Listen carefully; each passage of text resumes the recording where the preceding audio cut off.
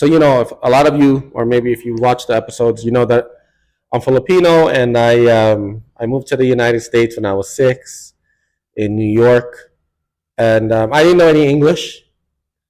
So my first really like experience with bullying was like because I didn't know English, so they would make fun of me because the way I would say things, like the kids in school. So it was a form of bullying. It wasn't like one kid beating me up right away. It wasn't like that. So that was like a sense of bullying. But my first really, really bad recollection of bullying was I went to a middle school in Queens. I lived in Queens Village, and my middle school was gangsta. Like I talked about it the other day at the kids' school. My middle school had pee on the floor, had piss on the floor. People were doing doodle on the floor, and they were peeing on the radiator. So if you know anything about radiators, when it's cold out, so the old school schools had the radiators, right? And when you peed on them, it smelled even worse. So they knew that.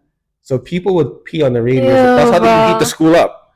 So people would pee on the radiators on purpose. So and the whole school smelled like piss.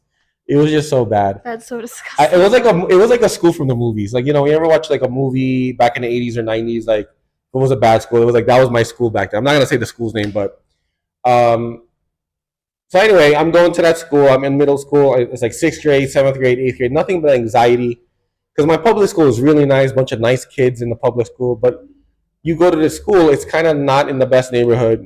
Um, a lot of kids got left back in that school, so they're like older, bigger. I'm one of the minorities of Filipinos slash Asians there. So back then, they all thought Asians were just Chinese